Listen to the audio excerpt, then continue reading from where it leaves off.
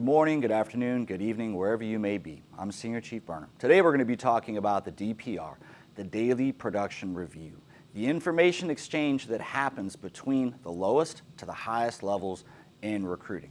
So what is a DPR? Well, it's leadership's ability to train, plan, and adjust to the recruiter's planner to make sure they have the most efficient and effective prospecting plan in place, right?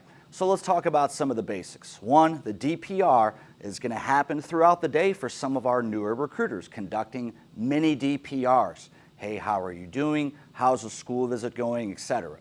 But ultimately, that DPR will be conducted at the end of the day when the evolutions are wrapped up. So basically, how are we going to do it? How are we going to set the stage for the daily production review? Well, one, make sure that you have the correct time set aside, have your phones on silent, and make sure that you have everything with you that you need to conduct an effective DPR, such as make sure that you have your Salesforce planner ready, applicant log ready to discuss, interview overlays from all your interviews that you conducted, any type of future sailor documentation, records, anything basically you touched for the day.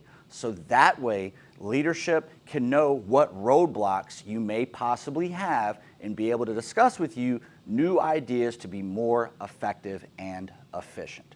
So when we're starting the DPR, to set the stage, the best way to do it is to be human. Don't go straight into, I need these appointments, these interviews. We get it, we know it, that's coming. Set the stage. Let's do some normal human being stuff. How are you? How was your day? How did you spend the weekend? How was everything over Memorial Day weekend? Did you do anything cool with your family, right? Did you watch the game? Whatever, to kind of set the stage. And then after that, asking simple questions. How was your day? Oh, okay, great. Well, let's look at your planner. Did you accomplish your tangible goals? And really what you're doing is going through the day and asking how those evolutions were conducted. Were they conducted properly, and what roadblocks potentially does leadership need to be aware of so that way we can make the recruiter more effective and efficient. So let's walk through some of these DPR items of discussion.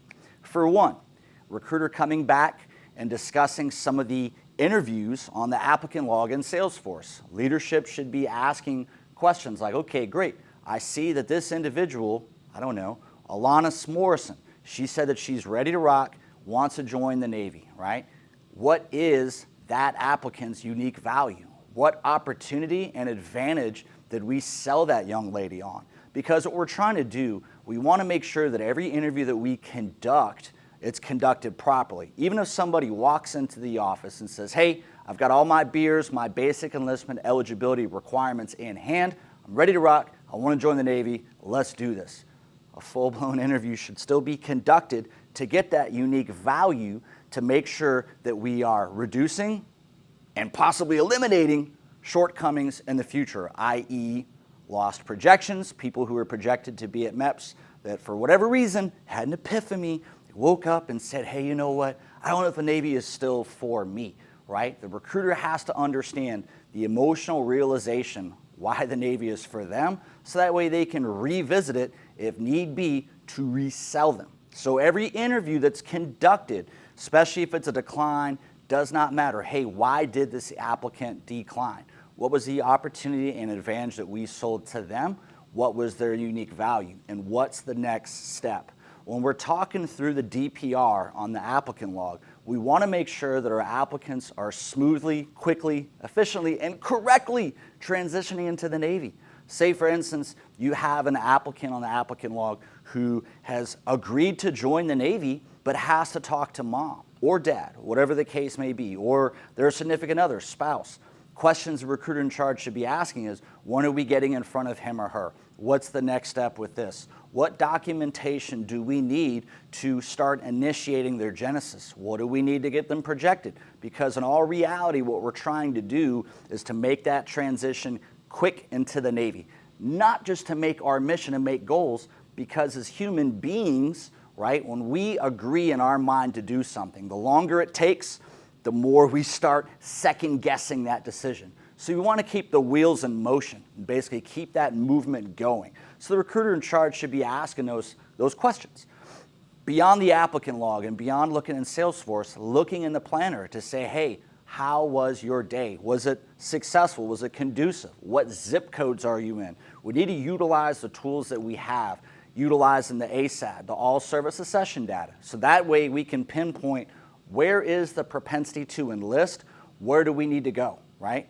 So that way, say for instance, that day was not the greatest day in terms of what they attained, right? But break it down to the bare bones. For a brand new recruiter, it could be a W, a win, if you will, if that recruiter achieved all their tangible goals, but just didn't have a day where they got their appointments and interviews, right? So that's the recruiter in charge's job to identify strengths, weaknesses, train to them, and make sure the recruiter has a better day the next day. And honestly, recruiters in charge, DLCPOs, leadership in general, should be going out with those new recruiters and teaching them the right way, showing them, okay? Parts of the DPR to look at too is on the ASAD, those zip codes that have the propensity to enlist, also looking at those schools that have individuals with good scores or the propensity to score very well in ASVAB. Questions that we will be asking our recruiters, right? Hey, how many presentations do we have set up? What classes do we have presentations in? Making sure that we're starting from the top and working our way to the bottom in terms of ability on the aptitude test for the applicants. In other words, the recruiter should be starting off, if they have an ability to conduct presentations at every single class in a high school, start off at the magnet classes, the AP classes, the individuals who have the highest propensity to do well on the ASVAB. So that way we can fill critical positions of need in the Navy, i.e. nukes and spec war, right? So now we're looking at those presentations and making sure that they're occurring. And then also asking the question, hey, how many QR codes, how many surveys do we actually collect? How many of them do we call?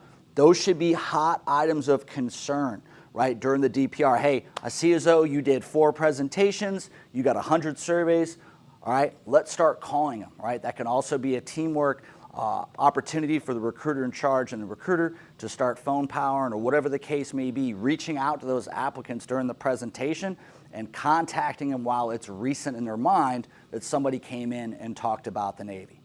Other things that we're going to discuss, we talked about the applicant log, we talked about the planner and making sure that that recruiter is in the right area, the right zip codes and the right schools. Now we want to talk about future sailors, right? We don't want to do all this work and then lose someone who's already obligated to join the Navy, right? Hey, we have future sailor Jenkins, future sailor Boerner, whatever the case may be, they're shipping out. Are there 30, 60, 90 days good to go? That's what leadership should be understanding. So that's more so the rank to the DLCPO, talking about those 30, 60, 90s, but also the rank to the recruiter. Hey, we need to make sure that we get in front of future sailor Miller this day or this time so that way we can conduct those, right? Making sure that after they join the Navy, they don't just agree to become a member of the delay entry program, they actually ship successfully to RTC. And we all know with our current shipping posture, they're not going to be in delay entry program long, so it's very important that we keep them motivated so they successfully ship to boot camp. And those lines of communication are vitally important so that we can identify any potential shortcomings or issues that we have to do for our future sailors and our shipping postures. Other things that we're going to talk about as well, normal, typical sailorization items, right? How has the study time been going for in-rate studies? Is PT going well? Are we ready to go for the next command weigh-in and PT, right? What collateral duties are they doing? Are they doing them well? What's their PQS status? Are they doing well on their qualifications and tracking to achieve their own personal and professional goals? So that way, during the DPR, leadership has a clear, concise idea of what the recruiter's doing well, what they need help with, and also what they're working with. So that way we can communicate that up the chain of command, right, through the CR and the commanding officer to understand how our command is tracking when it comes to gate days. Now you'll see in future videos and during this video, we're going to be pausing and having some line items of discussion that we're going to talk about. Look to see what type of things that can be improved upon in the discussion that you're about to see between the recruiter in charge and the recruiter.